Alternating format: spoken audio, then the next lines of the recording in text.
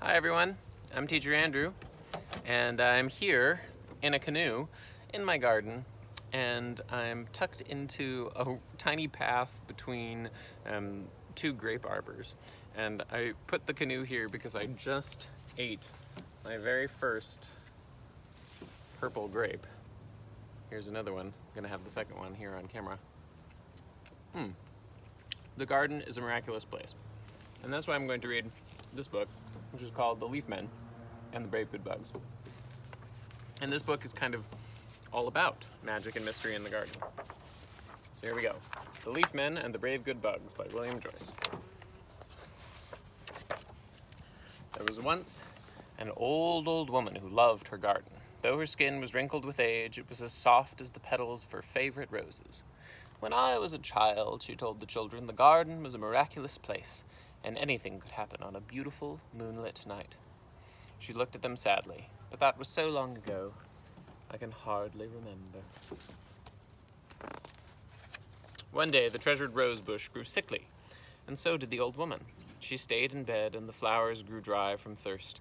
They began to shrivel and die. The children were sad and uncertain. So were the insects in the garden.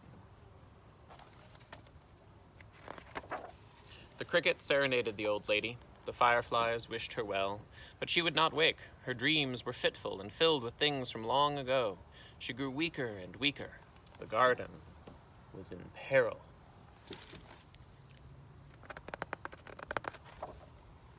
You must call upon the leaf men, said the mysterious long-lost toy. Only they can save things now. The leaf men are not real, sneered the Spider Queen. Her ant goblins croaked and laughed, but the toy ignored them. To call the leaf men, the toy explained, one must climb the highest tree, and as the full moon touches the topmost branch, sing out low and sure, leaf men, we are in need. The insects had never known the toy to speak. For countless days and nights he lay silently in the grass, lost and forgotten. His mystery had never been solved. The insects had heard stories of the leaf men, but they were unsure. It would be a perilous journey to the top of the tree. No garden bug had ever grown so high. A tiny troop of doodlebugs assembled. We of the Doodlebug Guild will face what must be faced, their leader proclaimed. I love this little flag, yes. The Spider Queen laughed at them, but the Doodlebug leader stopped her short. Tiny of body, but brave of heart, we always finish what we start, he said proudly. This angered the spider. The long-lost toy smiled. He'd never liked the Spider Queen.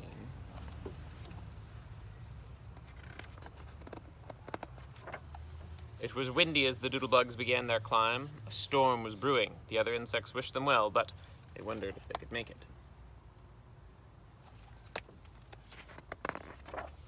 Night fell as they journeyed ever upward. The moon appeared through swiftly moving clouds. The wind grew stronger, but the doodlebugs were not afraid. They chugged along, racing with the moon to the top of the tree, a tiny train of brave, good bugs. They were almost to the treetop when lightning flashed. Tsh, the sky rumbled and giant raindrops smashed down. And then the Spider Queen appeared. The doodlebugs rolled up tight to save themselves, but doodlebug bowling was just what the Spider Queen hungered for. No, spider snacks are we, shouted the doodlebug leader. He tickled a goblin and got away. Leaf men, he called out, leaf men, we are in need. The storm stilled, the air grew quiet, and there stood the leaf men, ready to lend a hand. From branch to branch the battle raged. With arrows made of thistle, the leaf men shot the spider through the heart. Her goblins fled in horror. The valiant leaf men then whisked the doodlebugs earthward by way of Lunamore.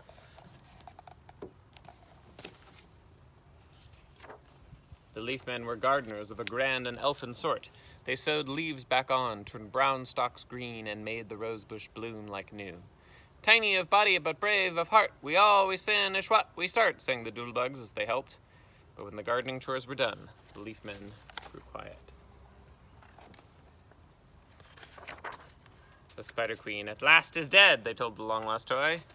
And only you can save things now.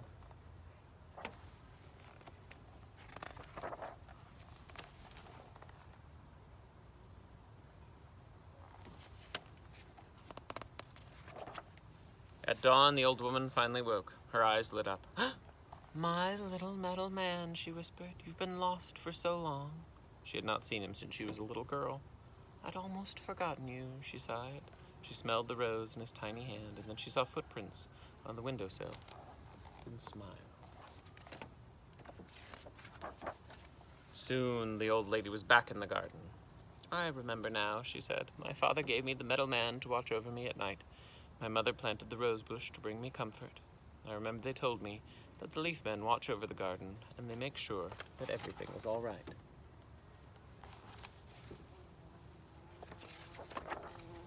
Is that true? Asked the boy. She smiled and hugged them both. Things may come and things may go, she said, but never forget, the garden is a miraculous place and anything can happen on a beautiful moonlit night.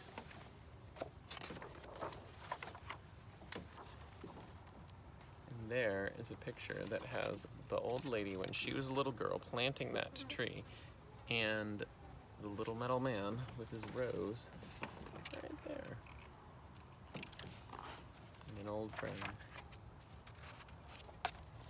Anything can happen on a beautiful moonlit night. I hope you have a lovely rest of your day, and I look forward to seeing you again next time. Thanks for joining me.